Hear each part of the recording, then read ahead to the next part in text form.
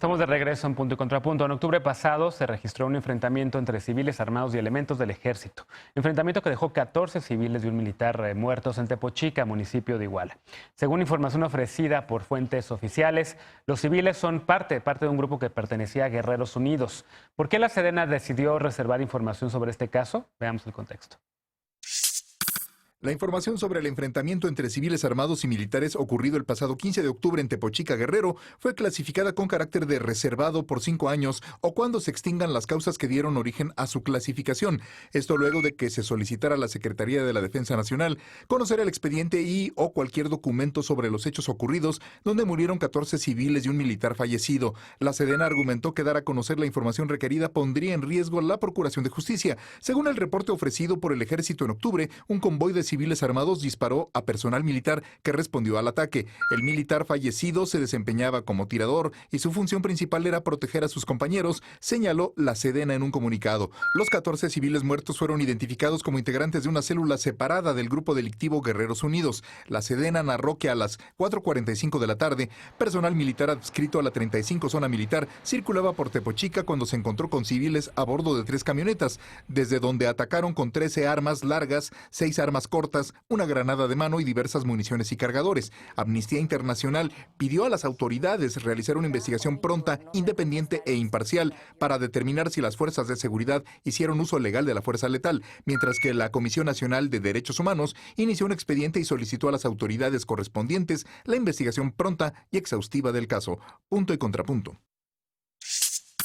Tercer punto a discutir esta noche, querida Lisa. Hoy nos faltó Lecona, porque Lecona en redes sociales había estado muy activo sobre este tema, diciendo que no, que eran distintos, recordando cómo también durante el Calderonato y el sexenio de Peña Nieto también, o el Peñato si quieres, se reservó mucha información en materia de seguridad también por estos enfrentamientos y demás. ¿Es lo mismo? A ver, yo primero creo que sí vale la pena empezar por contextualizar esto, es decir, a mayor número de operativos en los cuales participan las Fuerzas Armadas, ha habido mayor tendencia a que los gobiernos federales y los gobiernos estatales o las dependencias como la Sedena y la Semar se reserven información cobijados un poco por el argumento de que esto es seguridad nacional y por lo tanto cada vez sabemos menos de qué es lo que sucede cuando ellos participan en tareas de seguridad pública. Esa discusión la tuvimos de manera muy detallada en esta mesa durante todos los programas que hablamos sobre los problemas de la Guardia Nacional, pero nada más por dar un ejemplo, durante el gobierno de Peña, precisamente la Sedena dejó de reportar los datos de letalidad de Marina y Sedena cuando participaban en operativos y justamente dejó de informar cuántas personas, cuántos civiles caían heridos o muertos por el uso de la fuerza letal del Estado, y eso dificultó mucho saber en realidad pues qué tanto estábamos ante la presencia de violaciones graves a los derechos humanos, entre otras cosas, porque eso se consideran ejecuciones extrajudiciales. Este fue el primer caso de esta envergadura que le sucede a esta administración. Fue problemático por muchos motivos. El primero fue por el flujo de información que circuló a partir del nivel estatal, de funcionarios estatales, específicamente el vocero estatal, contra información que circuló por parte de la autoridad federal, en donde nos ponían frente a 2 escenarios. Uno, si no mal recuerdo, se trataba de un tema de una respuesta de un soldado que habría abierto fuego después de haber sido atacado por un grupo de civiles, sospechosamente miembros de algún cartel, escisión de algún otro cartel, como era, digamos, como la narrativa oficial del Calderonato y del peñismo, ¿no? Gente que andaba en malos pasos, todos eran narcos y ellos empezaron, nosotros solos nos defendimos.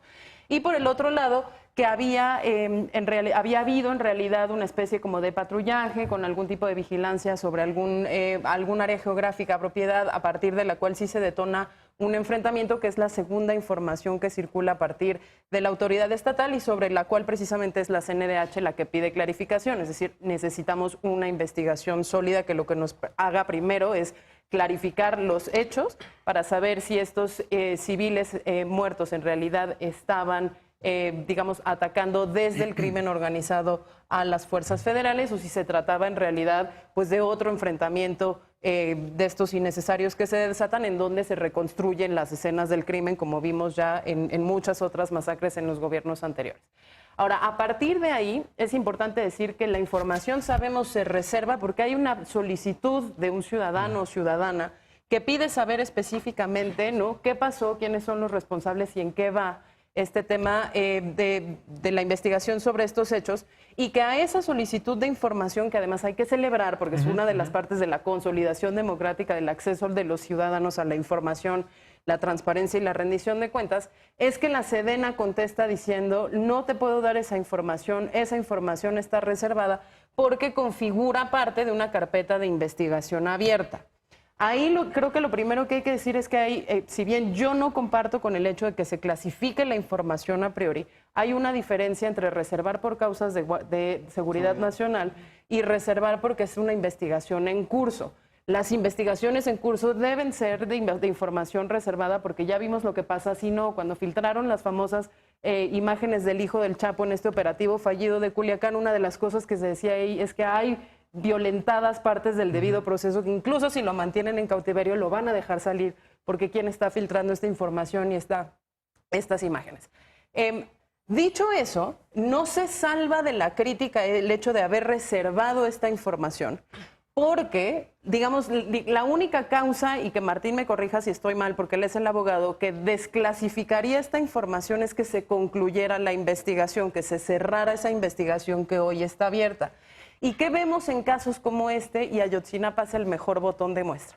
Duran más de 5 años. Por lo tanto, incluso cuando se vence la temporalidad de 5 años que marca la Sedena, es o 5 años o se concluye la información. Esta información podría durar reservada muchísimo más tiempo si la investigación va más allá o tarda más de los famosos 5 años, dificultando una cosa que es fundamental, que es el derecho de las víctimas a la reparación del daño y al acceso a la justicia. Entonces, esto no se trata de si por ahí le vamos a poner un 4 al gobierno, esto tiene que ser lo suficientemente expedito, 1, para que la información sea pública y todos sepamos qué pasó, pero 2, para que las víctimas de ese episodio puedan tener un acceso y una impartición de justicia verdadera que les garantice por lo menos la reparación del daño y lo que siempre decimos, la no repetición de los hechos. Martín. Efectivamente, a ver, nada más lo complemento. O sea, la Ley Federal de Acceso a la Información Pública te dice, ok, hay un principio que es el de máxima publicidad. Y sobre todo cuando hay un caso de violación de derechos humanos, en ese momento las excepciones son mínimas a lo que no debes de publicitar. Que parecería, si hay 14 civiles, bueno, 13 civiles muertos y un militar, parecería que puede ser el caso. ¿Qué es lo que pasa? Que te exige la ley general, que es una ley que está muy ligada a esto también de acceso a la información, te exige siempre una prueba de daño. Y esa prueba de daño es básicamente un test de proporcionalidad entre el interés de las partes y el interés público. Hay un riesgo real de poner en jaque el interés público. Si sí lo hay y es inminente, entonces puedes clasificarla como reservada la información y efectivamente es por 5 años o hasta que concluya el proceso y se puede pedir una prórroga de otros 5 años. ¿Cuál es el problema? Que hay una ley del uso de la fuerza que ya entró en vigor que te dice que uno de los principios de la ley es la rendición de cuentas precisamente como principio evaluatorio de la política pública de seguridad. Y eso hace también que las excepciones se acoten, por así decirlo. Y parece que esta ponderación no se hizo por parte de la Sedena cuando la calificó de reservada. Y entonces, ante la falta de explicación y estas lagunas, ¿qué creo que puede pasar? Pues que se ampare la persona que pidió la información, que eligieron que es reservada y que el Pleno del Instituto de Acceso a la Información diga, pues efectivamente no es reservada, ¿no?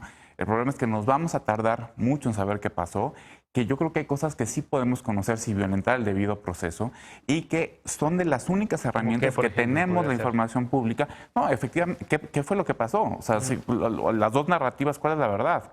No, si fue una falla en la estrategia de seguridad o efectivamente era una estrategia para ir a capturar a alguno de los presuntos criminales. Y ahí podemos empezar a evaluar lo que realmente está pasando. Si vamos a actuar ahora sí que a oscuras en materia de seguridad, esto se va a poner peor.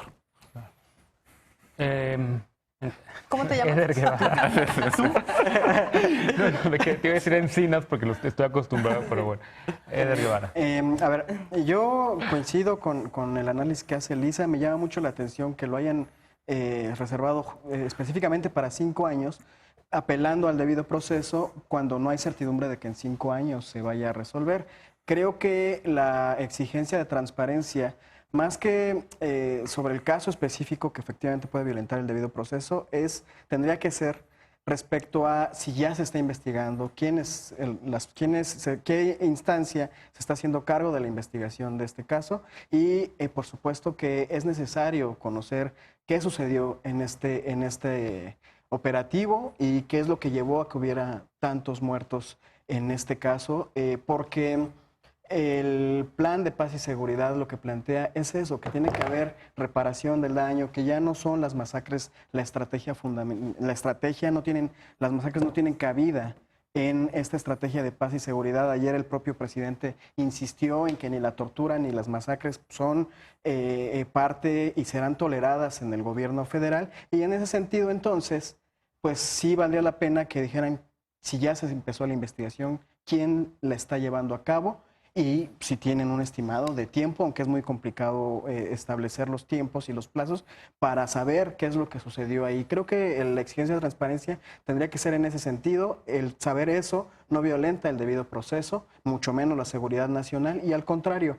ayuda a dar certidumbre en el asunto del proceder del ejército que hasta ahora en el gobierno de la Cuarta Transformación no ha hecho de la masacre una política pública cotidiana, no es por sistema que se está masacrando a la gente, ni criminales o no criminales. Entonces, yo creo que sí es necesario que se transparente esa parte. Lo demás sí es un hecho, sea lo que sea, es lamentable que haya ocurrido una masacre en este año y por supuesto que no podemos de ninguna manera transigir con eso. A ver, estaba buscando el tuit de Alfredo Lecona para ver qué le contestarías a Alfredo Lecona si hubiera estado hoy aquí con respecto al tema de Tepochica, pero es que ha tuiteado tanto estos días que ya no lo encuentro. Pero básicamente, si recuerdo bien... Nada más decir una cosa rapidísima que tiene que ver con el valor justamente de la participación de la sociedad civil. Ahorita Martín me lo recordó. Durante todo el proceso de la reforma constitucional de Guardia Nacional y todas sus leyes secundarias, entre las cuales estuvo precisamente la ley de uso de la fuerza. Sí. Fue gracias a la presión que se realizó desde muchísimos colectivos, incluida Amnistía Internacional, el Alto Comisionado de Naciones Unidas para los Derechos Humanos, organizaciones de víctimas. Nosotros estuvimos ahí para que los militares fueran sujetos obligados de la ley de uso de la fuerza. Sí. Que no habían quedado porque había quedado, digamos, como chueca nada más para el tema de las corporaciones civiles, porque la Guardia Nacional iba a ser una corporación civil, y se logró meter que incluso el Ejército en funciones de seguridad pública o de seguridad nacional fuera un sujeto obligado. Entonces me parece que este es uno de los casos paradigmáticos donde podemos ver el beneficio para la sociedad de que haya una obligación de transparencia y rendición de cuentas. Claro, aquí está el tuit, espérate, rapidísimo nada más para que ver qué le contestarías. Feliz primer aniversario de su transformación, omito la grosería que puso, que no transformó la opacidad e impunidad de la Sedena. Increíble Tepochica. Pues es lo que ya dijimos, o sea, no es que haya opacidad, es que se tiene que salvaguardar el debido proceso. Sin embargo, insisto, donde se tiene que investigar es, más bien la exigencia de transparencia tiene que ser para saber si ya se está investigando. Ok, bueno, Sandra. Pues nada más para aclarar que la ley de transparencia lo hizo Vicente Fox en el 2002. Y qué bueno que lo hizo. ¿Era legislador? Qué bueno que lo hizo como presidente. Qué bueno. Mira, y ahorita lo están diciendo toda esta mesa. El tema va más allá, Genaro. Tema de falta de estrategia de seguridad.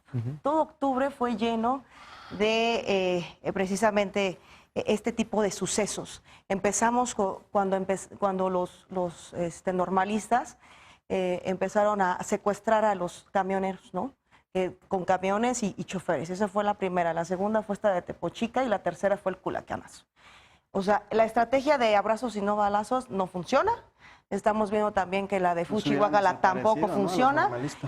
Y no funciona tampoco de que les voy a acusar con sus mamás. Falta de estrategia de seguridad. Alfonso Durazo yo creo que no sabe ni para dónde jalar la cobija. Le dice una cosa al presidente, lo vemos en la mañanera, él hace otra, se contradicen, en el Culiacanazo fueron 6 versiones diferentes. No hay ni pies ni cabeza para el tema de seguridad. Esto ya ustedes lo hicieron muy bien, lo dijeron muy bien en el tema de Tepochica, pero yo sí quiero resaltar que no hay una estrategia efectiva de seguridad. Ya hemos hablado mucho de este tema. Yo creo que la estrategia general en materia del plan de paz y seguridad está muy clara. Se ha discutido un montón de veces que depuren en lo cotidiano una estrategia para atender los casos específicos y poder sí garantizar la seguridad pública del Llevan país. 12 meses. Eso, insisto, ayer el propio presidente lo reconoció, yo sí creo y estoy, me gustó y la declaración que hizo Anabel respecto a que efectivamente no podemos volver a la estrategia de los sexenios inmediatos anteriores, pero sí tiene que Pero haber ahorita lo aplicaron. una estrategia muy concreta Tepochica. en donde pueda sí combatirse de manera efectiva a los grupos del crimen organizado.